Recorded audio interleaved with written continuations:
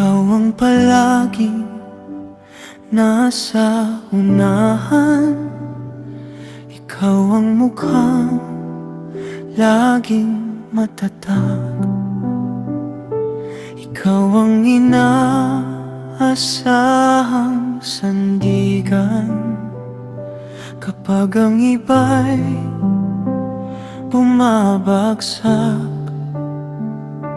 Ngunit sa likod ng iyong ngiti may pagod na hindi nakikita. May gabing tahimik kang lumuluhod sa Diyos na tanging nakakaalam. Hindi ka kailangang magkunwari na lagi kang malakas at hindi humihina, dahil kahit ang mga lingkod mo noon ay napagod din sa kanilang paglalakbay. Napapagod din ang lider, ngunit hindi siya iniiwan ng Diyos. Sa gitna ng bigat ng tungkulin, may lakas na dumarating mula sa Kanya. Napapagod din ang lider, ngunit hindi siya natatalo ng pagod, dahil sa presensya mo, Panginoon, muling bumabago ng kaluluwa.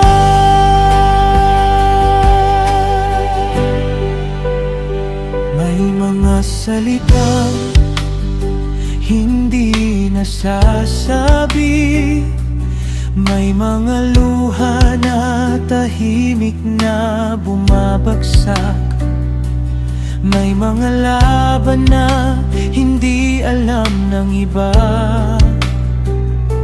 ngunit ikaw lamang ang nakakaalam. Akala nila'y hindi ka nang hihina, dahil lagi kang nagbibigay ng lakas. Ngunit sa'yo, O Diyos, ako'y umaamin na ako rin ay nauubos at napapagod, at sa bawat pagod na nararamdaman, ikaw ang tinatakbuhan kong tahanan. Hindi sa sarili, hindi sa tao, kundi sa iyong presensya lamang. Napapagod din ang lider, ngunit hindi siya iniwan ng Diyos. Sa gitna ng bigat ng tungkulin, may lakas na dumarating mula sa Kanya. Napapagod din ang lider,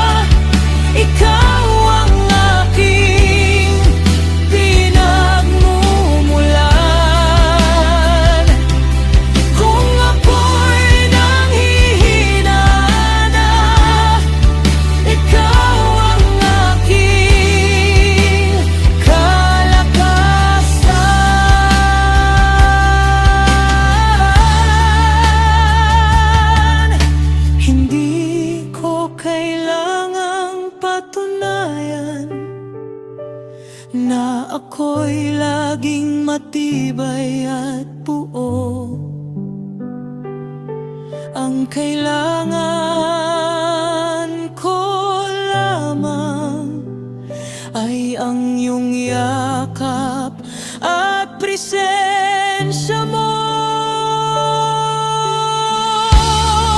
Napapagod din ang lider, ngunit hindi siya iniwan ng Diyos.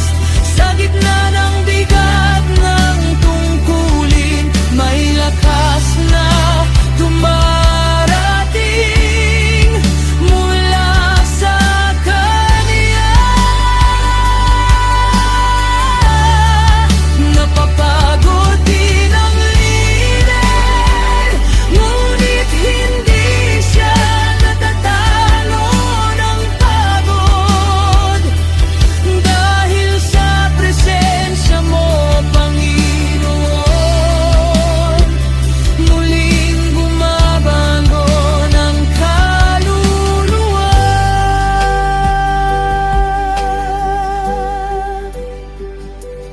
Sa iyo ako bumabalik,